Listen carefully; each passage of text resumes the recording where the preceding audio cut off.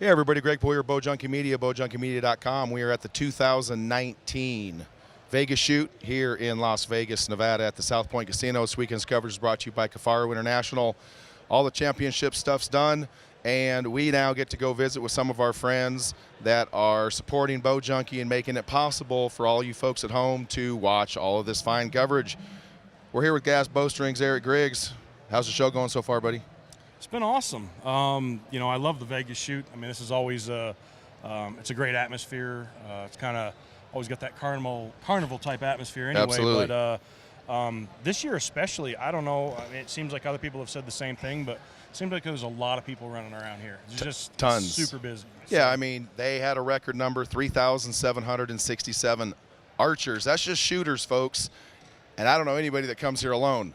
So, I mean, you're talking, there's probably a good 10,000 people rolling through here on a given day with spectators and parents and aunts and uncles and wives and spouses. But so I wanted to come by and talk with you specifically about the Ghost Strings. I've been seeing them all over the internet. I mean, it's kind of, you really can't go on social media right now without hearing about the Ghost Strings. So I just wanted to kind of chit-chat with you, ask you some questions about them. I've heard you and seen you on social media, and one thing, props to Eric for being proactive. He's not one of those owners that is afraid to get on social media and interact with people and answer questions about his own product.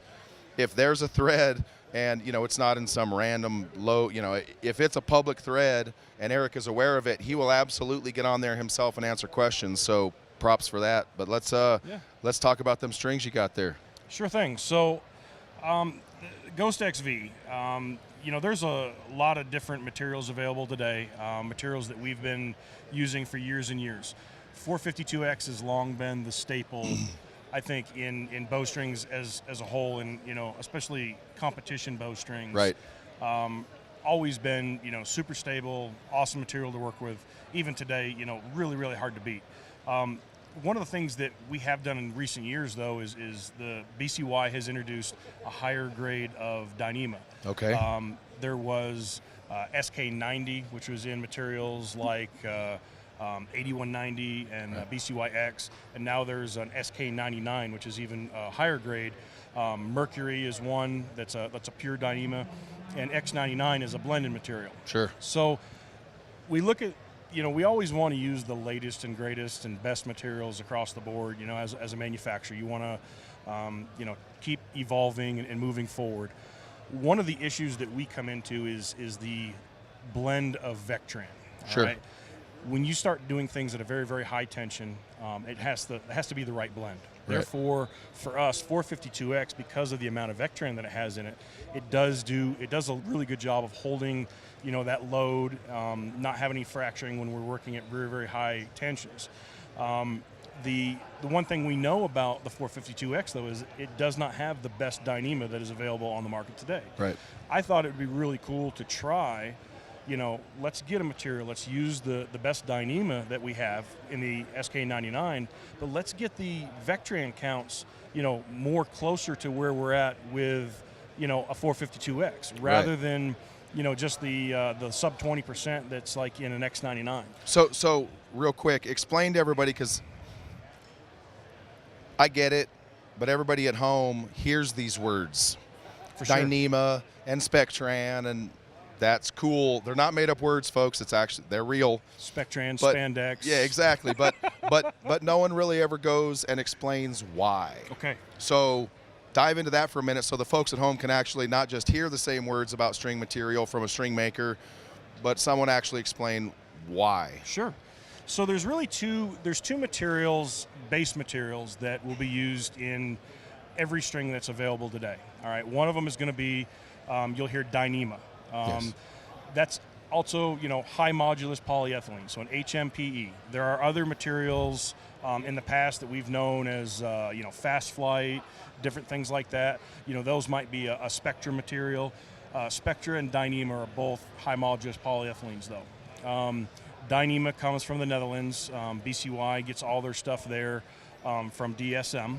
Right. So the Dyneema comes in a lot of different grades. There will be grades even below an SK75, which is materials like 8125, 452X has that in there, Dynaflight 97. And then now we have SK99 Dyneema, which is that higher grade. So what is the dynamic of the Dyneema material that makes it such a staple in string making? Sure. So it has some forgiveness to it in the sense that it has elasticity. Gotcha. So it does, in it by itself, it will move, right? So if we were looking at a lot of the compound aspects of it, I'm a firm believer in having blended materials. Right. In recurves and, some of the other types of shooting and archery that you would use, especially like crossbows, different things, having a pure Dyneema material is actually the way to go because it has a little bit of give. Oh, okay. Think about, this goes back to, think about the very inexpensive strings you'd get for like a super old recurve or a super old compound that would be out of Dacron. Yeah, exactly. Dacron's like a rubber band, okay? It just moves all over the place. But it's very good for, not blowing the ends off of a bow. Right. Keep going forward and forward. Now we have these high performance bows that we have. Now we enter into blended materials. And we use the Vectran as the other material. Right. Vectran has basically no give, essentially, all right? So won't move. Gotcha. Vectran in and of itself, though, if you cannot make a string of all Vectran, that's been tried and not, that's a fail. That's a fail. So we know we don't do that anymore. Right. So it has to be a blended material. So, the idea is finding the right blend. Gotcha. What is the amount of Vectran versus Dyneema that makes that right? 452X, again, which has long been the staple for over a decade. It's super dependable.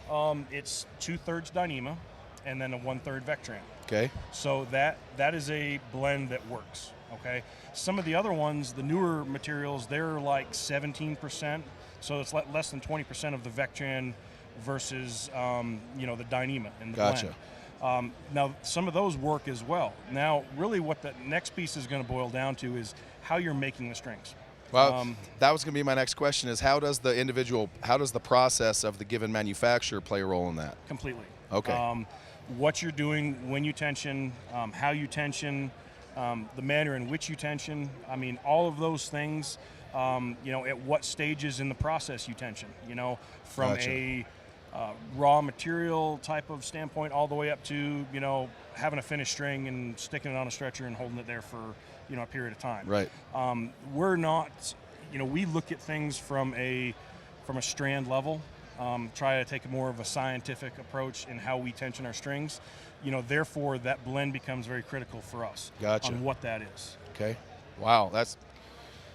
This is probably going to be the most informative string interview you've probably ever seen ever. So thank you for, obviously you're not divulging a whole bunch of your top secret stuff, which is probably smart as well, but thank you for being honest about, the actual material, because I've seen and heard so many interviews, but no one really actually explains why. Sure. So let's take a look at these Ghost XVs. Yeah. So, again, with the Ghost XV, we do have that SK99 Dyneema in here with Vectran, and we also do it in just white. All right. Okay. So. White as far as natural or white as far as white? White as far as white. So okay. This is actually natural because of the level of Vectran that's in this. Is it actually be natural, but it's dyed white. Okay. So, a lot of the colors, the flow colors and some of the darker colors and everything else, you'll have, you have a little bit of variation in some of that stuff right here. Right. The one reason we went white, well, it's number one because, good guy white, everybody likes white, right?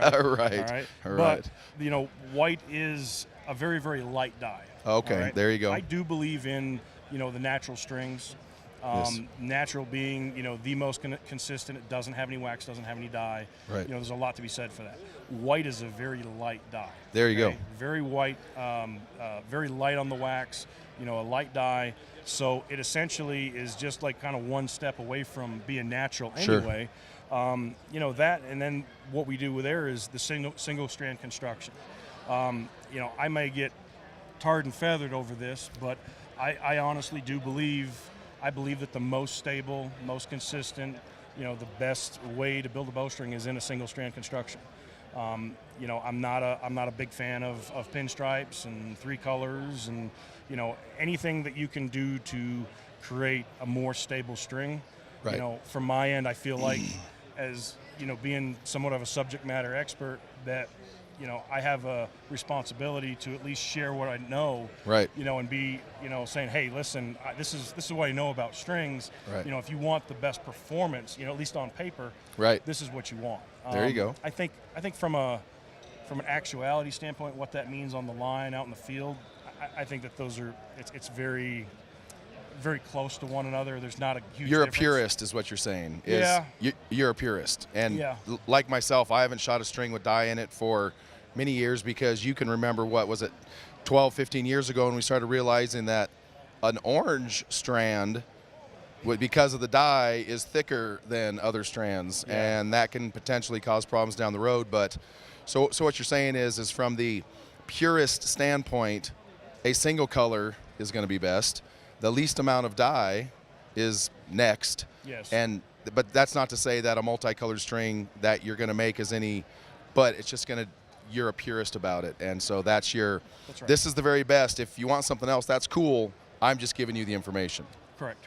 Yeah, no, and that's exactly right. And even with, your reference to the orange, I think in the last several years, there's been a lot of strides made in, how things are being done, the process of wax and coloring and everything else, and things have become a lot more consistent than what they were in the past. Sure. But still, today, you're right. I mean, natural, and that's really where we went with it. I guess in my mind, the competitor in me said, hey, if I was going to, produce the ultimate bowstring that I was going to shoot in all kinds of different weather conditions, from out in Arizona, to down in the south in the humidity, and if I had to go up into northern Canada and shoot in the extreme cold weather, what would I want for all of these things? And then the dye, just going away from the natural just a little bit, helps with a little bit of the any of the fuzz and the abrasion resistance, and keeping them clean and fresh. Absolutely. So I noticed something on these, and I'm going to bring this up. I don't know the answer to this, folks, so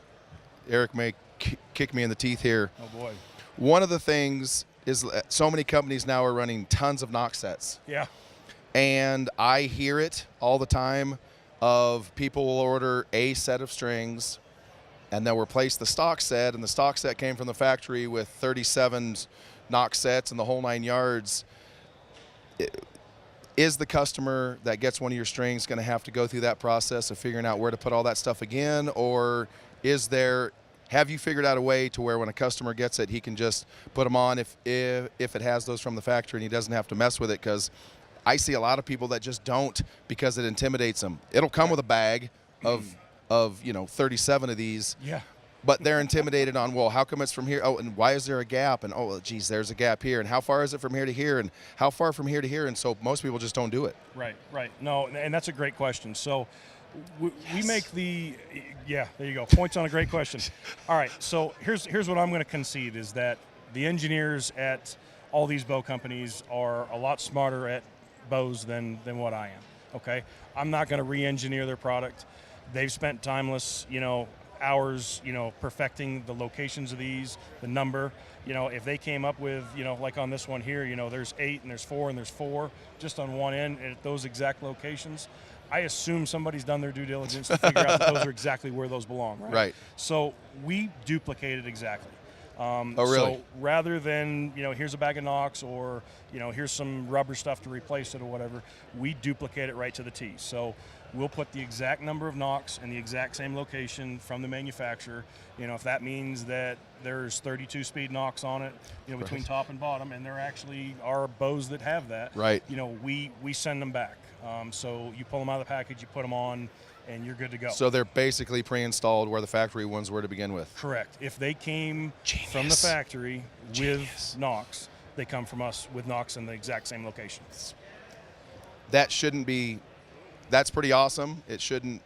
You would think something like that would be common, but it's kind of not. So it's not. Props on that. Well, you know what? Everybody that's had to put the Knox on and then go through the shrink tube and everything else, one by one, they realize there's a lot of work that goes involved. Right, so, right.